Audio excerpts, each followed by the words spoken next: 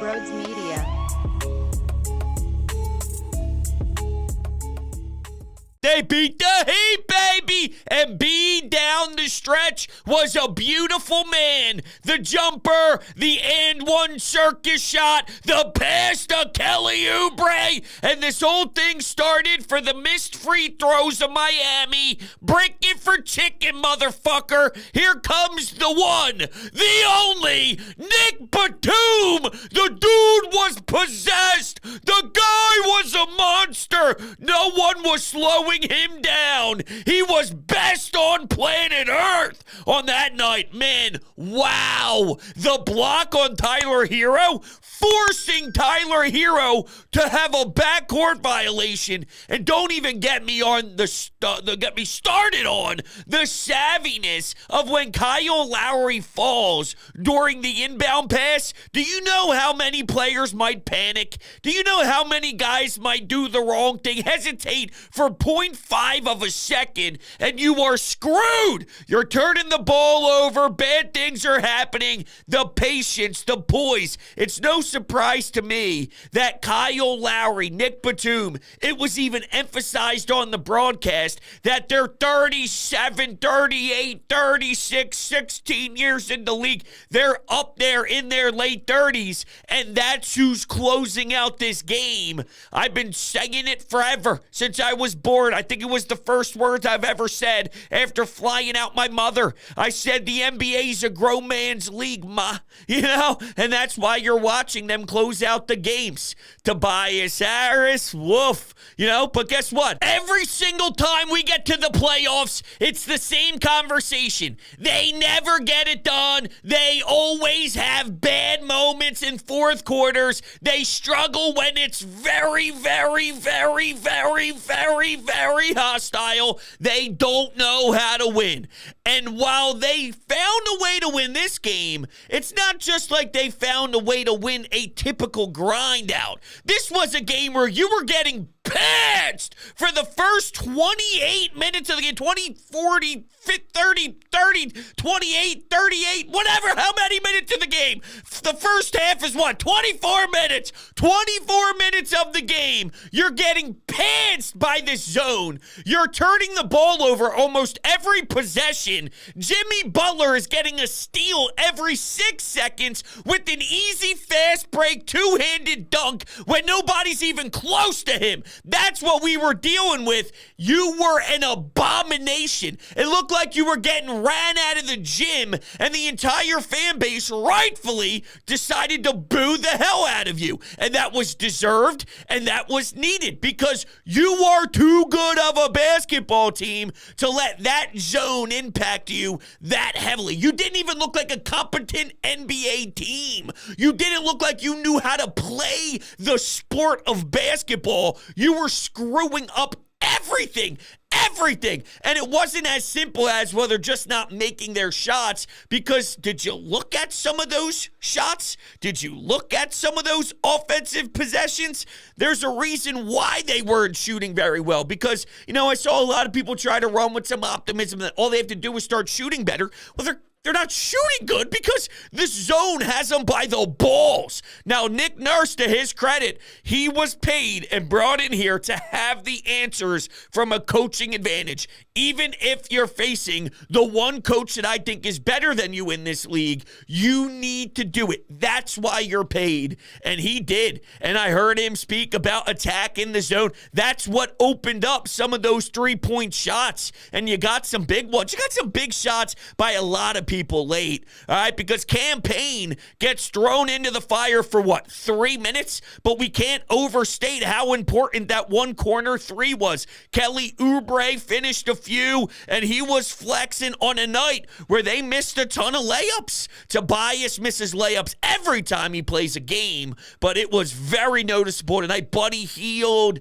the Joel Embiid stuff, and he also had to deal with Jimmy Butler and him in the knee, and it's like, oh my God, is he okay? And then he returns, but then he wasn't in the game at a certain possession late, and it was all out of whack. Even in the beginning, you're like, okay, you took advantage. Joel Embiid putting guys into foul trouble, right? People are picking up 2, but then Joel Embiid picks up 2, and it looked as if they were dead. 0, no pulse whatsoever, and they were able to recover from that. So I'm giving them a lot of love for not just grinding out a game late. And let's be honest, Miami had some answers. They were making buckets late. So it wasn't one of those where, wow, you only survived because Miami had 4 wide open looks and they just clanked them. Because sometimes you can escape and it gets really, really ugly.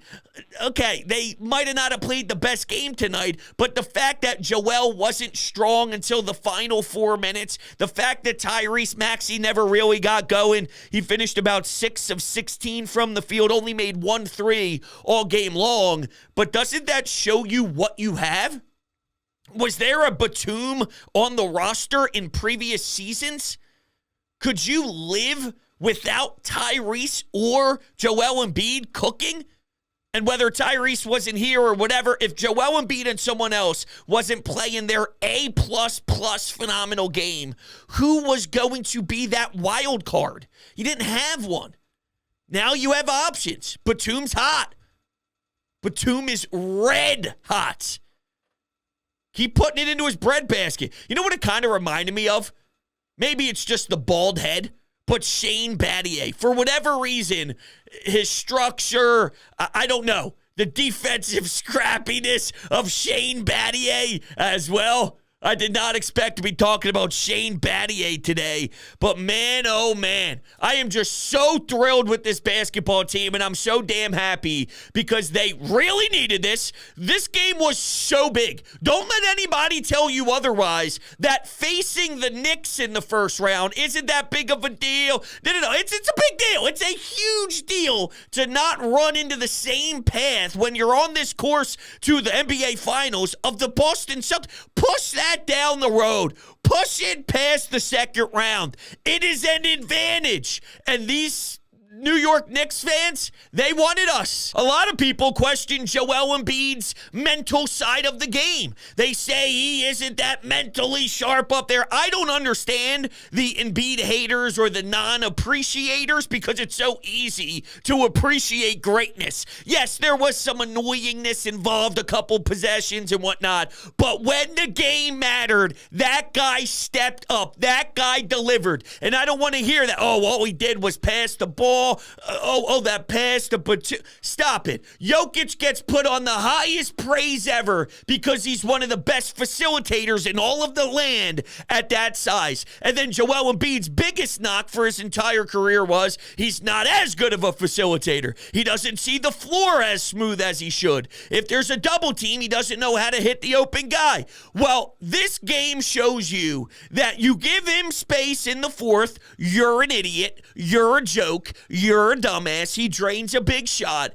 And by the way, if you want to bring him a different look, he will zip it in an area right where Kelly Oubre is underneath the basket. His passes and floor vision is absurd. And in a game where he's not shooting the ball well, it's easy to be hot when you're hot. It's easy for everything to feel good and you have a ton of confidence when it's your night. What do you do when it's not? How do you handle the adversity? We could joke about it all we want, that it was missed free throws, bricking for chicken, that really spiraled this out of control for Miami, but there wasn't a lot of life in that building. And that was my biggest fear. If you are filled with angst and it gets to the point where you're booing your own team and then Tobias is getting even louder boos than everybody else, if I just want to give my personal opinion on that for half a second here, I think it was a little aggressive. Am I soft? I don't know. But I get it. He missed layups, and I felt that passion of boo as well just watching here in my basement. But I don't know. What's the good that comes from that level of harassing your own guy right now? I don't know. I just feel like we're so far past that. We just got to appreciate this team as a whole and try and give them as much whatever is possible. But the boo, I think, is actually creating some sort of civil war that's unnecessary right now. I guess if Nick Nurse plops his ass on the bench and doesn't go to him anymore, then that's an easy fix, and maybe that's the fix. You got to ride what's hot. If Batum has this, then you got to let him cook again, and if someone has to pay on the other side of that, if it happens to be Tobias, then so be it. But I just thought it was a little harsh, a little extreme. If you were booing the team at an 8, he got a 12, and the scale only goes to 10.